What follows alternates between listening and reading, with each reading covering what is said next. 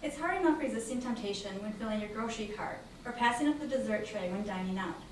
What about when you are consciously choosing healthy foods for you and your family, unaware they are laced with high fructose corn syrup, among other unhealthy substances? When looking at the products on this table, most people could easily choose which products are healthy and which products are unhealthy. The Doritos, soda, and candy would be unhealthy, while the pretzels, wheat bread, yogurt, and nutrition bar would be characterized as healthy.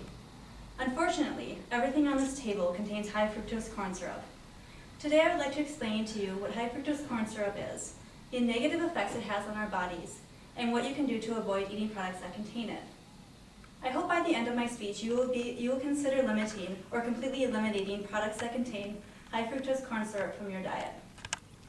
High fructose corn syrup, or corn syrup, is produced using synthetic fixing agents, chemicals, and fungus in combination with genetically modified corn that is processed with genetically modified enzymes. It tastes sweeter than table sugar, is easy to mix, extends shelf life of products, prevents freezer burn, and is 20% cheaper than processing other sugars.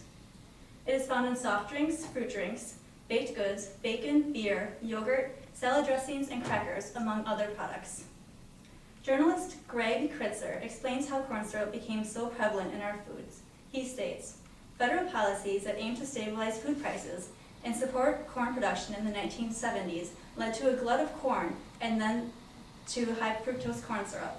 With a cheaper way to sweeten foods, producers pumped up the size and amounts of sweet snacks and drinks on the market to increase profits. Profits seem to be a major factor here, and according to the USDA, today's sweeteners made from corn are the leaders, racking up $4.5 billion in annual sales. 4 companies control almost all of this business.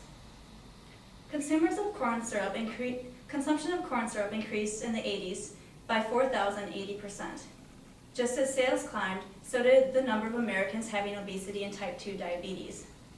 There is so much information out there about obesity-related illnesses such as heart disease, diabetes, and high cholesterol. I found pages and pages of information about the negative effects of weight gain in articles lined with magic weight loss products.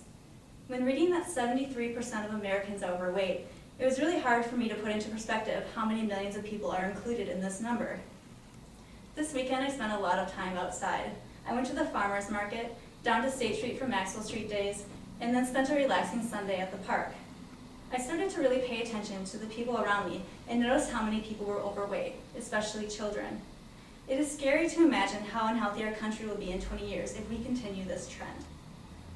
The World Health Organization suggests we limit the intake of added sugars to no more than 10% of our daily calories.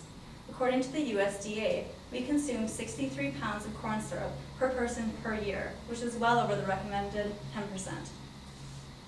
Overconsumption of any food is unhealthy, but eating too much corn syrup can have more negative effects than eating even similar foods such as table sugar. Studies conducted at UC Davis produced some very interesting effects that corn syrup has on our bodies. Unlike other carbohydrates made of glucose, fructose does not stimulate the pancreas to make insulin and leptin. Insulin and leptin act as signals to the brain to turn down the appetite and to control body weight. Our bodies are tricked into wanting to eat more while storing fat at the same time. Unlike other substances such as glucose that can be metabolized in every cell in our body, fructose can only be metabolized in the liver.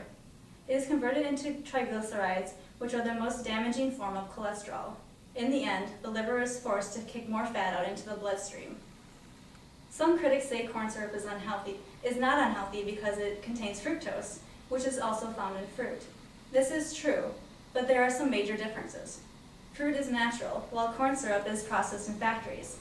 Unlike fruit, pure fructose does not contain any fiber, enzymes, vitamins, or minerals.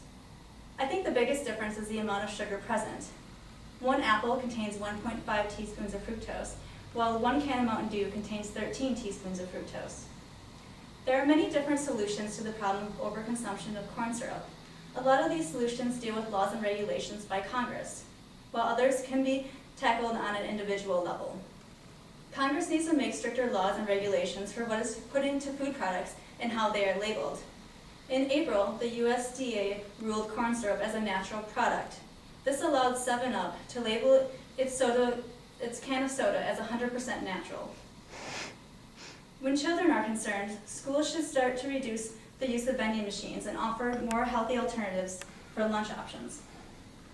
Congress needs to make stricter laws and regulations for restaurants also.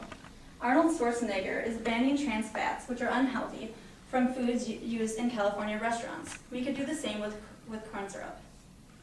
By making the changes I've suggested, we can't eliminate obesity in America, but we can start towards creating a healthier lifestyle. Imagine seeing healthy people enjoying the outdoors, children actively playing with friends, the elderly not having to spend their last years in nursing homes and hospitals. Being able to trust that there aren't unhealthy ingredients laced in our foods, knowing when manufacturers label their products as natural, they truly are natural. And imagine food producers and restaurants being more conscious of using quality ingredients, not just those that are the cheapest. As individuals, there are many things you can do to reduce the use of corn syrup. You can educate family members, especially children, in making healthy decisions. You can make smart choices when going out to eat, like avoiding fast food restaurants. You can read food labels, making sure corn syrup is not included in the list of ingredients. You can limit your sugar intake to less than 10% of your daily calories. And lastly, you can write to your Congress expressing your concern and views of manufacturer and restaurants' use of corn syrup. Today I've told you what corn syrup is, what negative effects it has on the body, and what you can do to avoid eating it. Remember, we as consumers tell the merchants what we want them to offer through purchasing power. When you buy foods, whether it's at a grocery store or a restaurant, you are telling the merchant which products they should keep providing. If the demand for products containing corn syrup decreases, these products will be eliminated from store shelves and from your dinner plate. Reducing the amount of high fructose corn syrup found in foods will not alone eliminate obesity and its related illnesses, but it is definitely a healthy leap in the right direction.